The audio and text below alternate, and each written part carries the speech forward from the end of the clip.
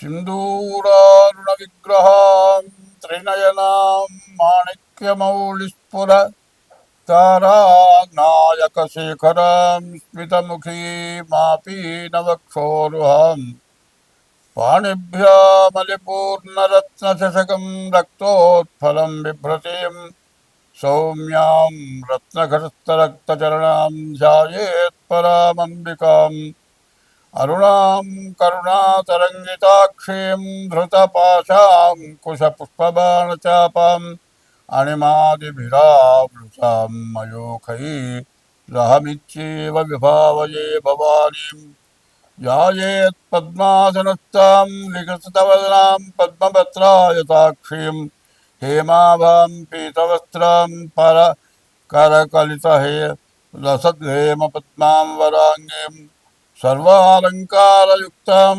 सकलमभयदां सर्वसम्पत्प्रदात्रीं सकुङ्कुमविलेपनामलिकचुम्बिकस्तूलिकां समन्दहसिते ससदचापपाशां कुशाम् अशेषजनमोहिनीमरुणमाल्य भूषाम्बरां जपा कुसुमभासुरां జపవిధోస్మరేదంబికాం.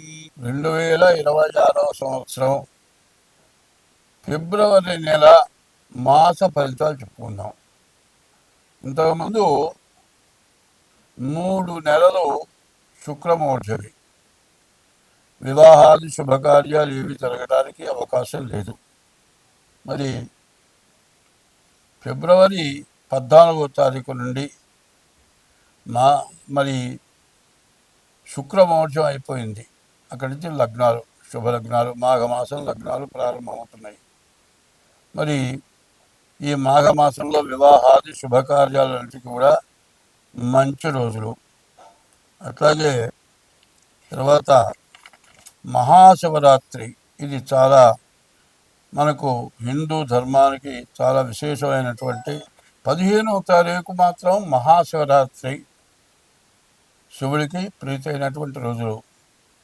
ఈ మాఘమాసం, పాల్గొన మాసం పూర్తిగా లగ్నాలు ఉన్నవి, మంచి టైములు ఇవి. కాబట్టి అన్ని కార్యక్రమాలకు కూడా చాలా విశేషమైన రోజులు. తర్వాత ఇప్పుడు వస్తున్న పరిస్థితులను బట్టి చాలామంది వివాహం దగ్గరికి వచ్చేప్పటికల్లా చాలా తేడా పడుతున్నారు. ఎట్లా అంటే ముందు పేర్లను బట్టి చూస్తున్నారు. పేర్లను బట్టి చూస్తే తర్వాత తేడా వస్తుంది. పేర్లను బట్టి చూడటం కాదు, డేట్ ఆఫ్ బర్త్ని బట్టి చూడాలి.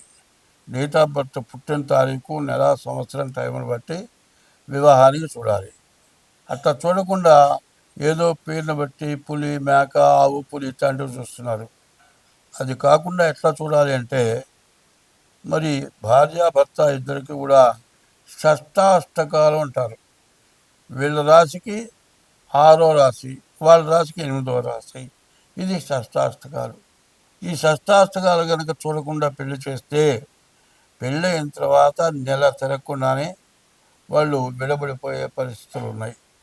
ఇది కాకుండా కాలసర్పదోషం, కుజదోషం, ఇవి ఒకటి, షష్టాష్టకాలు ఒకటి ముఖ్యంగా చూడాలి. ఇవి చూడాలంటే ఇద్దరికి కూడా, పెళ్లి కూతురు పెళ్లి కొడుకు కూడా డేట్ ఆఫ్ బర్త్లు అన్నీ చూసుకోవాలి. ప్రతి వాళ్ళు ఏం చేస్తున్నారంటే వివాహానికి ఖర్చు ఎంత ఖర్చు పెడుతున్నారంటే, ఒక భోజనం, పాట కచేరీను, మరి సరిగ్గా చెప్పాలంటే మరి ఈ భోజనం ఎట్లా ఉంటుంది, అంతా రకరకాలైన పిండి వంటలు విపరీతమైన ఖర్చు పెడుతున్నారు. బఫే అంటారు. ఈ బఫేలో వాళ్ళు 20 రకాలు చేస్తే వాళ్ళు 30 చేయాలి, వాళ్ళు 50 చేయాలి, ఒకళ్ళు 60 చేయాలి, పాట కచేరీ పెట్టాలి. ఈ పెళ్ళి జరిగేటప్పటికి ఖర్చు దాదాపు లక్షలు పెడుతున్నారు. కానీ ముఖ్యమైనది అంటే పెళ్ళి జరగాలి అనేటట్లయితే, పెళ్ళి జరిగితే రేపొద్దున భార్యాభర్తలు ఇద్దరు కూడా కలిసి శాశ్వతంగా జీవించాలి. అది కావాలి అంటే సరైన తెలిసిన వాళ్ళ దగ్గర చూపించుకొని పెళ్లి చేయాలి. అట్లా కాకుండా బ్రాహ్మడు లేకపోతే జ్యోతిష్యం చెప్పేవాడు ఇది ఇట్లా చెప్పాలి, దేనికి ఇంత ఖర్చు అవుతుంది అనగానే, ఎందుకు ఇంత ఊరికి చెప్పండి, తేలిగ్గా చెప్పండి. తేలిగ్గా చెప్పింది బరువుగా చెప్పేది అంటే, తేలిగ్గా చెప్పాలంటే డేట్ ఆఫ్ బర్త్ లేకుండా చెప్పలేము. డేట్ ఆఫ్ బర్త్ లేకపోతే హస్త సాముద్రిక ద్వారా చెప్పాలి. వీళ్ళ కళ్యకు ఉంటుందా ఉండదా, విడబడిపోతారా? అది తెలుసుకొని పెళ్లి చేయాల్సిన బాధ్యతలు తల్లిదండ్రులకు ఉన్నాయి. తర్వాత పిల్లలు చదువుకొని ఉద్యోగం చేస్తున్నారు. ఉద్యోగం చేస్తుంటే ఆడపిల్ల మగపిల్లలు కూడా అక్కడ ఉద్యోగం చేస్తున్నారు. వీళ్ళు మాట కలిసి మేము ప్రేమించుకున్నాం, మేము పెళ్లి చేసుకుంటాం. వాళ్ళు సెటిల్ అయిపోతారు. సెటిల్ అయిపోయి తండ్రుల దగ్గరికి వచ్చి నేను ఒక అమ్మాయిని ప్రేమించాను, నేను పెళ్లి చేసుకుంటాను. మరి అదే మన కులం కావాలరా, గోత్రం కావాలరా అంటే కాదు, నేను ఈ పిల్లలైతేనే చేసుకుంటా, లేకపోతే చేస్తానంటాడు. సరే వాళ్ళు ఒప్పుకోరు. మా దగ్గరికి వస్తారు, ఏమండి మేమిద్దరం ప్రేమించుకున్నాం, మాకు కుదురుతుందా కుదరదా చెప్పండి అని అడుగుతారు. ఇవాళ మీకు కుదరదు అని చెబితే మానుకుంటారంటే మానుకోరు. మానుకున్నప్పుడు మంచిగా చెడ్డ చూసుకోవాల్సిన అవసరం ఏముంది? ఇప్పుడు పెళ్లి చేసుకోవాలంటే ముందు జాతకాలు కలిసినవి లేవో చూడాలి, చూసిన తర్వాత పిల్లలు చూడాలి. అది లేకుండా పెద్దవాళ్ళు కానీ చేసుకుంటే పిల్లలు కానీ స్వతంత్రమైన తీసుకొని ఈ విధంగా చేసుకొని నెల 2 నెలలు తిరగాలి, కోర్టుకెక్కి మరి విడాకులు రాక విపరీతంగా కోర్టులో ఇవన్నీ మూలుగుతున్నాయి. లాయర్లు కూడా విసుక్కుంటున్నారు. కాబట్టి నేను చెప్పబోయేది ఏంటంటే, ఎవరైనా సరే వివాహాలకి టైము కాబట్టి ఈ టైంలో జాగ్రత్తగా డేట్ ఆఫ్ బర్త్ ద్వారా మాత్రం మీరు వివాహానికి కుదురుతుందా లేదా అనేది చెప్పాలంటే మేము చెబుతాం. అయితే దానికి తగిన ఫీజు తీసుకొని చెబుతాం. ఇట్లా చేసుకుంటే మీకు అన్ని విధాల మంచిది. స్వస్తి. 2026 సంవత్సరం ఫిబ్రవరి నెల 11వ రాశి కుంభరాశి. కుంభరాశికి ద్వితీయంలో శని ఉన్నాడు. శని పూర్తిగా బాగలేడు. ఈ రాశికి శుక్రుడు గురువు తప్పితే ఏ గ్రహాలు బాగలేదు. ఏలినాడు శని చివరి భాగం. ఈ భాగం ఎట్లా ఉంటుందంటే, ఇంతకుముందు విపరీతంగా 5 సంవత్సరాల నుంచి చేయరాని అప్పులన్నీ చేసి ఈ అప్పులు తీరటం కాదు, ఆస్తులు అమ్మితే కూడా రూపాయికి 20 పైసలు బాకీ జరుగుతుంది, 80 పైసలు ఇంకా బాకీ ఉంటుంది. ఐపీ పెట్టాల్సిన పరిస్థితి ఉంటుంది. కానీ ఈ రాశి వాళ్ళకి మార్చి 30వ తారీఖు ద్వితీయానికి శని వచ్చాడు. ఈ ద్వితీయానికి వచ్చిన శని నవంబర్ 27 వరకు కూడా జన్మంలో ఉన్న పరిస్థితి చూపించాడు. నవంబర్ తర్వాత ఈ రాశి వాళ్ళకు కొంత మంచి మార్పు కనపడుతుంది. ఈ ద్వితీయంలో ఉన్నటువంటి శని ధనాధిపతి అంటారు, ధనాన్ని రక్షించేవాడవుతాడు. కానీ ద్వాదశంలో కుజుడున్నాడు. ఈ ద్వాదశంలో కుజుడు వల్ల దెబ్బలు అనారోగ్యాలు ఉంటాయి. కానీ ఈ శని వల్ల మీకు బాకీ తీరే రోజులు ఉన్నాయి. ఏదో ఉద్యోగరీత్యా కానీ మీరు సంపాదన రీత్యా సంపాదన వస్తూ ఉంటుంది. వచ్చింది వచ్చినట్లు బాకీలు తీర్చాలి. ఇంతకుముందు అప్పు చేసుకొని సరదాగా తిన్నారు, తిరిగారు. ఇప్పుడు మాత్రం వచ్చిన డబ్బులు బాకీలు కట్టడంతో నీ జీవితం మొత్తం ఇబ్బంది పడుతోంది. అదే కాకుండా నీ భార్యకి అనారోగ్యం, నెలసరి రావటం, ఓవర్ బ్లీడింగ్ రావటం, లేకపోతే గర్భస్రావాలు రావటం, గర్భిణీతో ఉంటే గర్భస్రావం అయ్యే పరిస్థితి రావటం, ఇట్లాంటి సమస్యలు కూడా రావటానికి బాగా అవకాశం ఉంది. గురువు బాగున్నాడు. ఈ రాశి వాళ్ళకి చదువు బాగుంటుంది, ఉద్యోగం బాగుంటుంది. వివాహ విషయంలో చాలా జాగ్రత్తగా ఆచితూచి అన్ని విధాలా తెలుసుకొని వాళ్ళ డేట్ ఆఫ్ బర్త్ ద్వారా వాళ్ళ జాతకం కానీ నీ డేట్ ఆఫ్ బర్త్ ద్వారా నీ జాతకం కానీ చూపించుకొని వివాహం చేసుకుంటే మంచిది. వివాహం కావటానికి మాత్రం మంచి సమయం. ఈ వివాహం కావటానికి నీకు తగిన స్త్రీ కావాలా, తగని స్త్రీ కావాలా అనేది నువ్వు నిర్ణయించుకోవటంలో ఉంది. చాలా జాగ్రత్త పడాలి. నీ ఇష్టం. చాలామంది ఏం చేస్తారంటే, ఎన్ని సంబంధాలు చూసినా నాకు పిల్లలు నచ్చలేదు, నువ్వు నల్లగా ఉంటావు, బొగ్గు కంటే అతిహీనంగా ఉంటావు, నీకు మాత్రం ఎర్రటి పిల్ల కావాలి. ఎన్ని చూసినా సంబంధాలు చూడవు. చివరికి వచ్చేప్పటికి ఏ ఎర్ర పిల్ల వస్తుంది, అది మంచిది కాదు, నిన్ను సర్వనాశనం చేస్తుంది. అట్లాంటి పిల్ల వస్తుంది, నీకు అందంగా ఉంటుంది, నీ బతుకు బజారు పాలవుతుంది. కాబట్టి అట్లా కాకుండా నీ జాతకం వాళ్ళ జాతక రీత్యా కలిసిందో లేదో చూసుకొని జాగ్రత్తగా వివాహం చేసుకోవటం. తర్వాత ప్రతి శనివారం శనికి నువ్వుల నూనె, నల్ల నువ్వులతో పూజ అభిషేకం చేసుకోవాలి. తర్వాత ఈశ్వర అభిషేకం చేసుకోవాలి. ఇట్లా చేసుకుంటూ ఉంటే చిన్నగా ఈ 2 సంవత్సరాల్లో బాకీలు తీరుతాయి. వివాహం విషయంలో చాలా జాగ్రత్తగా వివాహం చేసుకోండి. ఉద్యోగస్తులైతే ఉద్యోగం బాగుంటుంది. ఇంట్లో అనారోగ్య సమస్యలు మాత్రం ఎక్కువగా ఉంటాయి. కాబట్టి డేట్ ఆఫ్ బర్త్ ద్వారా మీ జాతకం చూపించుకోవడం చాలా అవసరం. స్వస్తి. మార్చి నెల 30వ తారీఖు సంవత్సరాది. సంవత్సరాది కాదు, అది యుగాది అంటారు. యుగాది అనే దానికి అర్థం ఏంటంటే యుగం మొట్టమొదటి రోజు యుగాది. ఇది ఈ హిందూ మతం అనాది మతం. ఈ అనాది నుంచి వచ్చింది యుగాది. యుగాది అనే దానికి అర్థం ఏంటంటే యుగం ఆది, యుగం మొట్టమొదటి ప్రారంభం. ఈ యుగాది రోజున మనం పంచాంగ శ్రవణం చేస్తాం.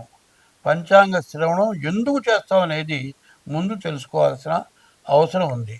దీన్ని ఎట్లా అంటే పంచాంగ శ్రవణం ఎందుకు చేస్తున్నాం? శ్రీ కళ్యాణ గుణావహం.